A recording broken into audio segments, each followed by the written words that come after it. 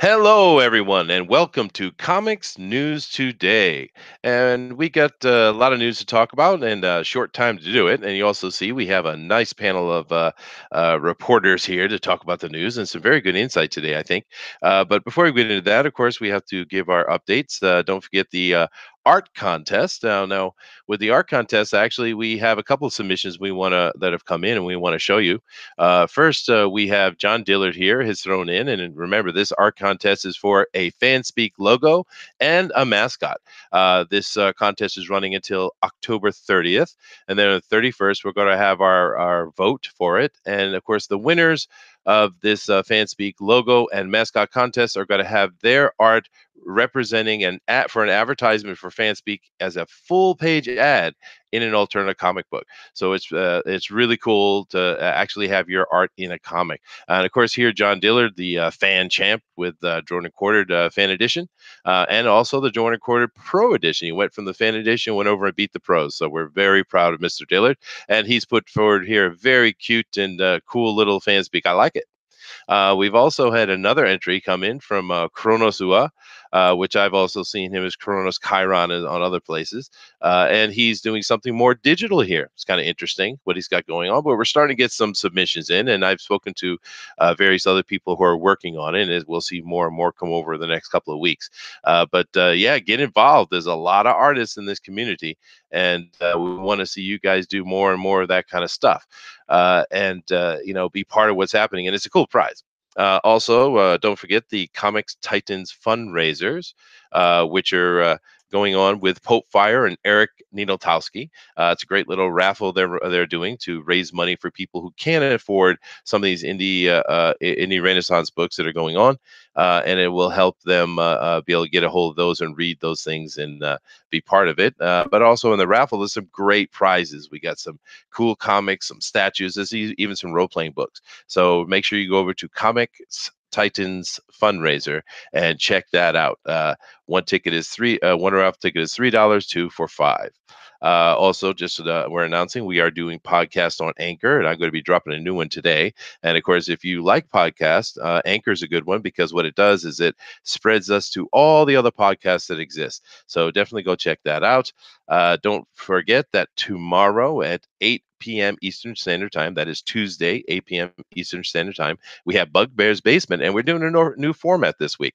We're going to be introducing a comic review and an over-under, meaning is the character overrated or underrated? And I think it's going to be an interesting conversation. And just to let you all know and get excited, so maybe you can be prepared in the comics to interact with us, tomorrow's over-under and comic review is going to be about Craven, and in particularly Craven's Last Hunt. Now that for me, that's actually one of my favorite runs. So I'm really looking forward to that. Also on Wednesday, we have the Drawn and Quartered Fan Edition, which is going to be at 10 p.m. Eastern Standard Time, and that's going to be on Jake's channel.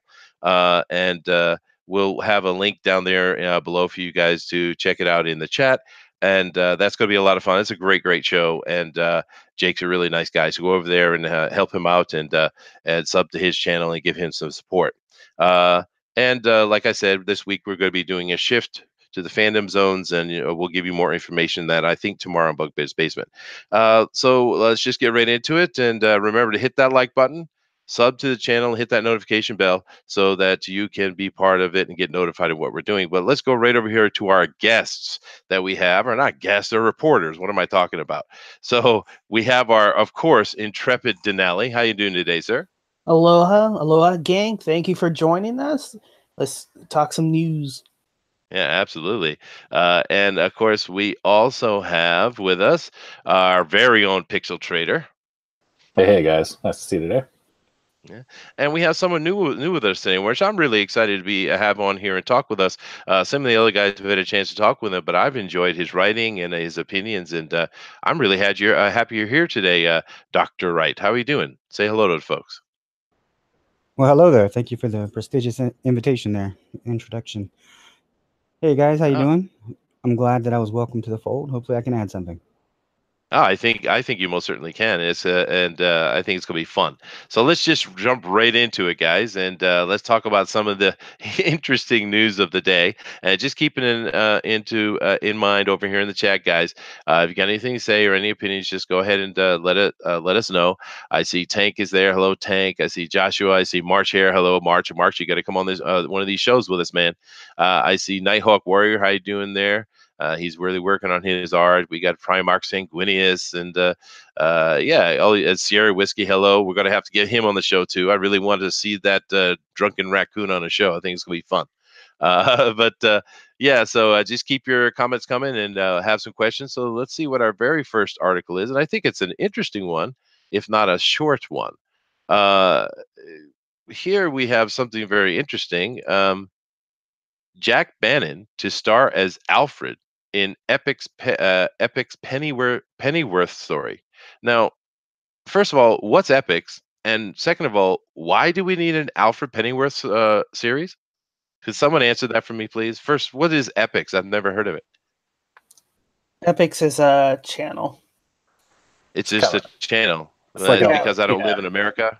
Yeah, it's one of the Showtime knockoff, that kind of thing. It's just Yeah. it's really, just like all those other paid channels kind of thing. It has all the old run stuff. Sometimes they run a little bit of new stuff, but it's pretty pointless.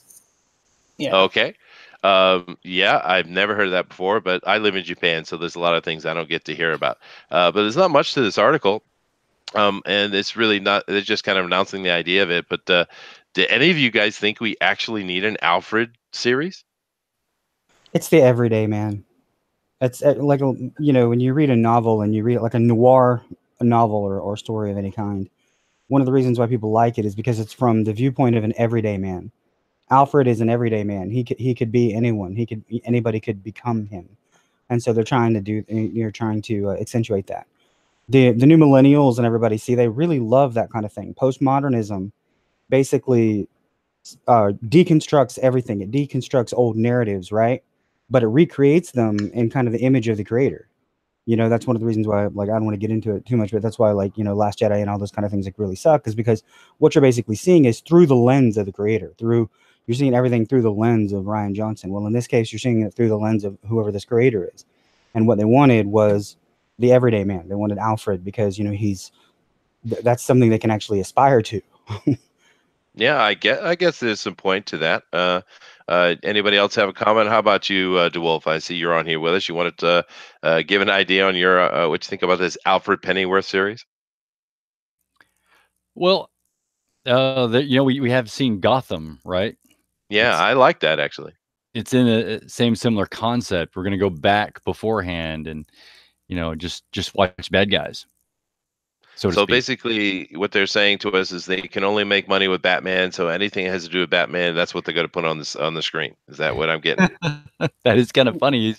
He is that particular character that seems to be driving a lot of most of the interest in movies and film for DC. And here we did see a little bit of Agent Carter, and there was, all of a sudden I'm drawing a blank, Jarvis, who was a regular guy. Yeah. So maybe they're kind of stealing the concept of this guy who is the helper of a hero, that, like we saw in the Jarvis in the Agent Carter TV series, and they're going to run with Alfred. Yeah, maybe. Did you guys check out that Agent Carter show? I never actually saw it, but I heard some good reviews though. Yeah, it was positive for a Marvel property. I like the main actress who played Agent Carter. She was wonderful in that role because she was able to inhabit that role in a movie beforehand. That's true. That helps. Yeah. I felt that, I think a drawback from that those two series, was not living to the potential that it could be. They were just doing the usual tropes. This is a man's world and she's gonna go into it, kind of deal, and it kind of fizzle. But they can't resist that though, Denali. They just can't help themselves. They're like addicts or something. Oh, I have to be the dissenter on that idea. It was after the war. You had smoking, and women did have their place. They were secretaries, Hmm. you know, and it was portrayed in that way, and they weren't overly, in your face about it. And matter of fact, she wasn't overly in your face. Matter of fact, she still dressed the part of a 1940s lady, acted like one, still had glamour, respect, and then occasionally just kind of one upped the boys, which Yeah. you think she should be able to, because she was the you know uh, eh, one of those people Liaison. that were involved with Captain America. Absolutely. So I Yeah, thought but it was more antagonistal, and they didn't really develop that, I guess, storyline. It kind of felt like, if you ever watch like those old 90s shows where they had a story A and a story B, and the story B was kind of pointless, and you're kind of waiting for story A to continue. That's kind of Sure. how it felt. Okay. Well, maybe I'll check it out sometime. But once again, the point that you're making, the character you're talking about, the politics in itself isn't the problem. The question that always comes back, as I've said several times, is why they chose to put it in. And I haven't seen that show, so I don't know. I can't comment on that. But I know a lot of stuff. They can't help themselves from injecting politics into everything they do, and that's what makes it bad, right? Anyway, let's move on to the next story here. This one is not much to talk about, I think, but it's kind of interesting. The Sherlock Holmes creators from BBC are going to be introducing the new Dracula series. They've greenlit it for Netflix, and Netflix puts out. It's kind of hit and miss with Netflix, but some of the stuff's pretty good. And this, are we going to be seeing Benedict Cumberbatch involved with this, Denali? Not necessarily, but you never know. I mean, right now he's starting to film Doctor Strange 2, so I don't think he'll be available for that. But Yeah. I know that they'll bring some British actor that everybody will like, and those people from Tumblr are going to be all happy and start shipping whatever thing they ship. I guess, but I mean, they came up. I don't know if you guys remember this, but there was a few years back. We had I think it was Joaquin Phoenix did a kind of a vampire story in. I guess he was probably Vlad Tepes, and it was set in kind of the Tesla era, the electricity and stuff like that. And he was really interested in the modern age and electricity. Did you guys see that show? Actually, to be No. honest, I never see it. No. That's all right. It's I thought it was pretty good, but it didn't do well, and so I hopefully they'll do a better job with this one. But I don't know if there's much to comment here. It's just an announcement, and we'll keep you guys posted on it. A new Dracula series could be really cool if it's done right. Does anybody have a comment on this before we move on to something else? All right. Yeah. Did you have something to say? No, I was just going to have a really bad pun, so I'm just going to leave it be.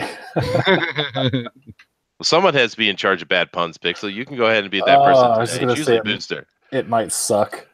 That's all right. Give it to us anyway. Oh, that was bad. I gotta say. Yes. Next. There's a lot all at right. stake, though. Oh goodness. I'm moving on quickly. All right. Here we have we're on here with Tom and Jerry is Tim Stories and Talks to direct for Warner Brothers. This is another interesting Denali. Go ahead and introduce this to the guys. Is following the same theme, as you can notice. Yeah, so basically, for those who don't know, Tim Story was the director of Barbershop way back when, if anybody watched that, and some other films. And they're in the talk to, do a reboot live action Tom and Jerry story. And I'm like, Live action. Live action. Why? Yeah. So just to let you know what he has done, Tim Story has done the Fantastic Four. The Fantastic really Four. bad one? Rise of the Silver Surfer. No, not the really bad one. That was so. That was okay. First Sunday, Think Like a Man, Shaft. So I think the earliest one was One of Us, Tripped, and The Firing Squad. So Yeah, but I don't know, guys. What do you think about a live action Tom and Jerry? They keep trying to do a lot of live action, and sometimes it works, sometimes it doesn't. I mean, if we remember the Smurf movies that came out, which I wanted to show to my kids, right? Those were horrible. I mean, oh my. I mean, they were like make your hair hurt bad. What do you guys think about a live action Tom and Jerry? Well, what about the lady? You remember the lady that owned them? You know, Thomas. If I get a hold of that cat, I tell you what. oh boy. Yeah, You know. I'm pretty sure, we can have a safe bet that we will not see that character. No, okay. Yeah, no, that's not gonna happen. Yeah. I'm actually more excited about the Christopher Columbus or Chris Columbus Scooby Doo animated pick that's touted in that sub headline right there. Yeah, But it is. Yeah, I noticed. Yeah, I like some of his movies. Yeah. Cool. Well, there's not much to talk about. As you see, we're just kind of talking about movie news and TV news and stuff that's coming out. And we got one more of those, and we're going to get into something more serious stuff. So just real quick, coming over here, this one, the box office for The First Man failed to blast off. Now, there's going to be a lot of arguments on why that is, because I've actually, I'm sure, same with you guys. There are several YouTube reviewers who think like I do, that they like the same thing as I do, because really you don't need a reviewer anyway. You don't need a critic. You're your own critic, right? But if you have someone who likes the things you like, well, then you can get some information where you should spend your money. And for those guys, they have pretty much said, it's a pretty good movie. So it seems that the movie itself isn't the problem. So what do you think? What could be this mystery that a Ryan Gosling movie about the first man on the moon, Lance Armstrong, not Lance Armstrong, what's his name?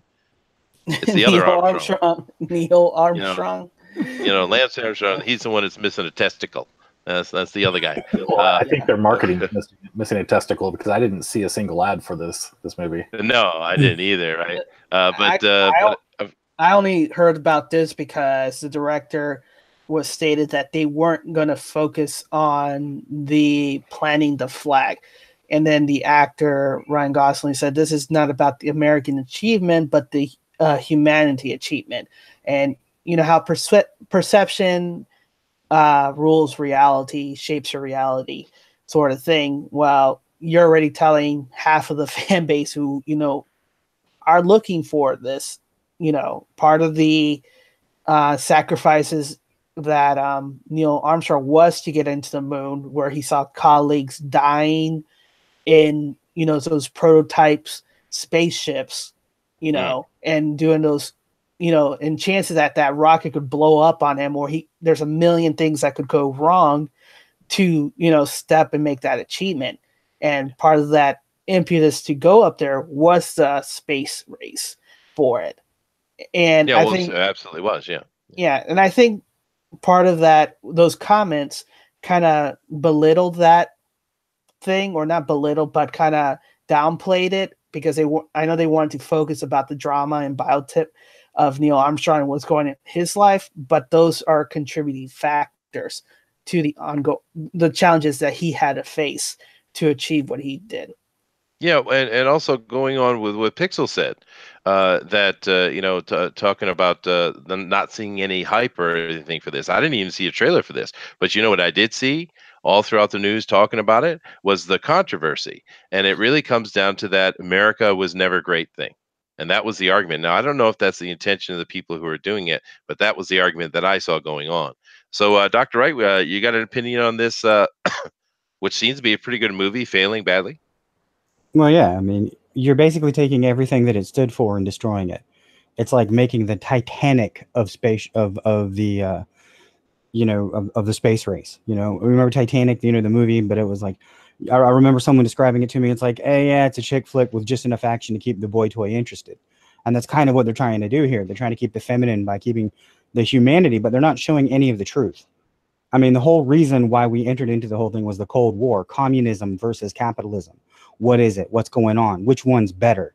Which one's going to get to the moon first? Which one's going to get in space first? Which is going to do this, expand their horizons and be stronger and build a better country?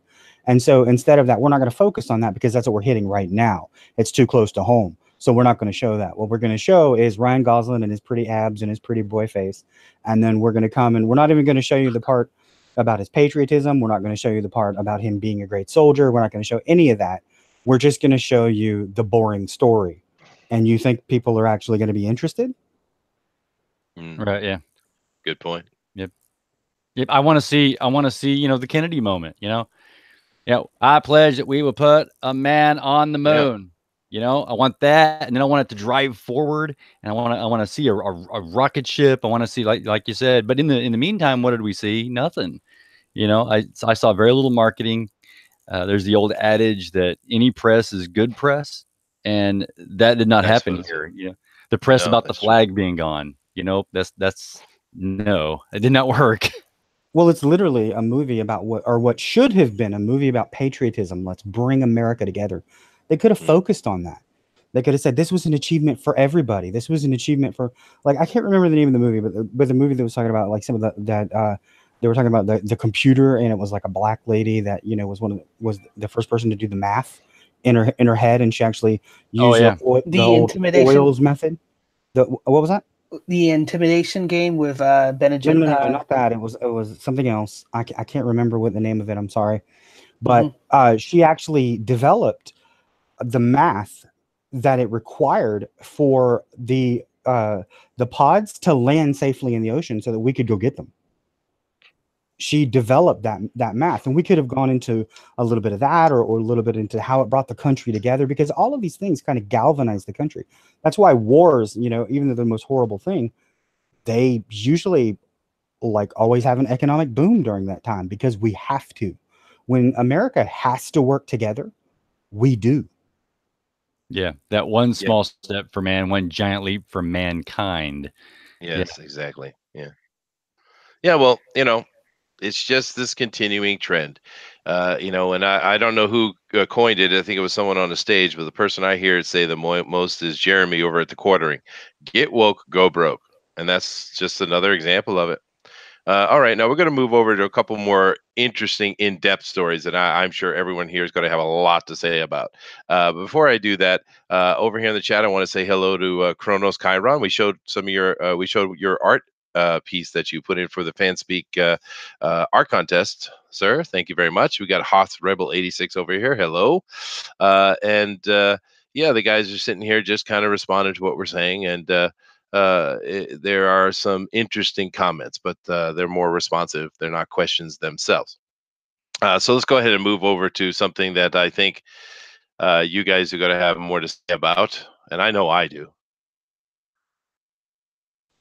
Here on the Bleeding Cool, which is not biased at all, and did not just fire their boss and put in a lady who is not biased at all. None of that did happen, by the way. Bleeding Cool is horribly biased site, but they have an interesting article here. Let's take a look at Hasbro's Marvel Rising line. Ooh, I'm excited already. You guys excited? Let me hear your excitement. We're talking about Marvel toys. Yay. Okay. You mean the same Marvel toys in line that, cost them 7% loss of profit? No, we're talking about the awesome fun toys, Denali. The fun toys. Back. I like fun toys. It's going to be the awesome, highly detailed statues. Yeah. It says right here, this is fun. Inclusive line of inclusive. It's not exclusive. It's inclusive, Denali. Inclusive line of toys for all ages. That's it. One black Ken. And all genders. Don't forget that. We got to remember all the genders, by the way, guys. And I'm sure there's a couple in here that are sexually confused as well. Gotta catch them all. Oh, they are exclusive. Look at it. Flatulating ponykins or something. I don't know. Yeah, exactly. But I mean, come on. Okay, here we go. We got these toys. They look, they look very kitty. They're not action figures that I remember, but that's okay. That doesn't mean anything. But oh Lord, look at that one. That's a squirrel girl. But I have to say, her picture is much thicker than her actual toy. They should have worked on that. Not very good job, guys. But I think the squirrel girl still looks better than the one that's in the comics, so I'll give that to her. Oh yeah, it does. That's true. We got these two guys. They throw them together in one picture here, and I don't know. They seem ambiguous. We got more stuff. Is that American Chavez? Because I love American Chavez. Oh, look, it's not enough bunghole. something. A ghost spider. Oh wow. Okay. So anyway, first thing that comes to my mind, I'm gonna I'll say, and then you guys go ahead and take this, and I'm sure you have some opinions. Is these are toys for girls, which isn't a problem in itself, because I got the hair from them, the brush, and all that kind of stuff. But these are girl toys. These are not for boys. Do you think boys are going to buy this? No boys going to buy this. This is there's no appeal here for boy at all, and that's fine. If you think your market is girls and you think girls are going to go out and buy your stuff, great, awesome. The problem is that's not happening, and we've seen the death of Toys R Us because of it, right? Well, I mean, And they're trying to. It's an attack on. I don't know if you remember, like Young Justice. They Yep. said that Young Justice and Teen Titans both, like, they had a very popular. It wasn't the Dini, but it was one of the one of the more popular directors and producers, and he flat out said the reason why these shows were canceled is because they said not enough toys were being sold. And the response by women, like you can go to like the Mary Sue and you can look it up from years ago, is the response from the girls was, well, you didn't have enough girl toys. So they're responding to that. yeah, Putting out predominantly girl toys. Now let's see how that goes. Now these are some of the cheapest plastic pieces of junk I've ever seen as a toy. I mean, I don't see why anyone would like any of these things. I well, mean, I even grew the up in back the of them is, 70s, is so extremely ridiculous. But then again, if I'm Hasbro and I've lost so much money and had some of my greatest clients like Toys R Us closed down because they couldn't pass off the garbage merchandise that's been coming out, I wouldn't put much money into it either. you know It's what these mother remind me brats. of? They remind. Yes, thank you. Exactly. Actually, you know what? Hasbro has the other one. What is it? The undead high school ones or whatever they're called. I can't think of the name of them Oh now. yeah, like Monster High School. Monster or the- High. Monster High. Yeah, I yeah, wouldn't yeah. be surprised if they retooled their Monster High stuff with these.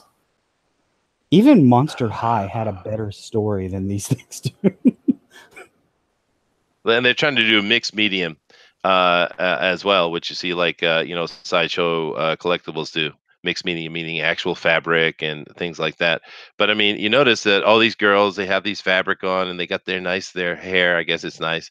But the guys, which I haven't seen a picture of the guys in quite a while. Matter of fact, oh, there's a guy. You notice that their hair is just the old fashioned thing. But God, oh, these things look so horrible. They're so obviously not That's for like a boys. black evil Knievel. Where's his motorcycle? Yeah, that would be kind of cool. And there's the team. Yay. Hey, never know. They might get they might get lucky, and you might see a bunch of girls go crazy for it and spend a ton of money and buy all these toys and watch the show. Because if that happens, awesome, right? There's nothing wrong with that. Yeah, I mean, honestly, if it does happen and it incorporates more young people into the fold, then I think great, because Mm. the more people that buy comics and get into the hobby, the better. Honestly, the better for everybody. That's why capitalism works. Competition breeds excellence. I'm not Yep. really sure why Marvel and DC want to shut it off. Yeah, no, All right, I I got mean, my resident expert. They look like high school girls who are trying to be superheroes, but just aren't. They're just not. You're awesome, Thank and you. we all love you. Thank you very much for So they're cosplayers. That's what you're saying. They're They're cosplayers. cosplayers, yeah. No, that's a perfect point. But Emma, is this a toy that you would play with though? I don't know. I mean, they're okay, but I would rather just play with your regular Barbie doll. Just There you Is go. it a toy that you may want to have, Okay. firecracker Gotcha. thoughts with? or like G.I. Joes, maybe. You would rather I play with guys, I G.I. have Joes? to. I like I to got to already. go for 1 second. Denali, can you please, or DeWolf, take over the conversation, please? All right. Well, yeah.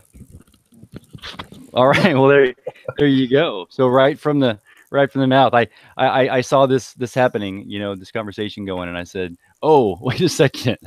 I have a resident expert on what a girl likes. So let's get her in here back for another review." You need like And, angelic intro sounds, oh, that she comes in and like the dove flies. So, and and actually, I had her and her sister. Both of them were over here. She's 10, the other's 7. And I said, "Hey, do you like these?" And they go, "Well, kind of. This one and that one, like Squirrel Girl, for instance." Apparently, Squirrel Girl, they both thought that she looked pretty good. Yeah, I'll agree with that. Yeah, she did. And as far as playing with them, you know, they it's mixed reviews. And until she looked at it and came up with that statement, and I said, "There you go, you gotta share that." Because what we want, what any fan wants, be it a girl or a boy or someone else that's reading comics, they want that superhero. They want that person that's going to be, you know, bigger and fantastic, that maybe sort of represents a little bit of emulation of them, you know, like Peter Parker, you know, the everyday kid. But then at the same time, it can do extraordinary things, because in my imagination as a kid, I can do extraordinary things, but I want to at least have something that's going to connect me to the character. Yeah, definitely. All right. Well, thank you guys very much. And like I had said today, we're going to have to keep it real short. We this news program, we haven't made a decision on how long we want to go with it, but today I have a very good thing happening. I have my cable is being upgraded, so I'll be able to do a lot more things on my end and present a better show. And the cable guys are here, which is Nice. awesome. So we're going to be finishing this right here and getting that done, and then you'll in the future you'll see a more clear, more video, more sound, more things like that. Yeah, great conversation today, guys. Glad everyone was on. I think there's certainly more to say about these toy lines, but I was really cool that Emma came on and gave an opinion. So why don't you guys all say goodbye so I can let the cable guys get to their work. Thank you. Aloha, and thank you for joining us. See you tomorrow. Yeah, see you tomorrow, and that's 8 o'clock Eastern Standard Time. Is for Bugbear's Basement, and we got some really cool stuff going on with that. So thank you guys all for very much for coming and joining us, and we'll see you tomorrow for our normal show. Goodbye. See you guys. Have a good day, guys. Bye.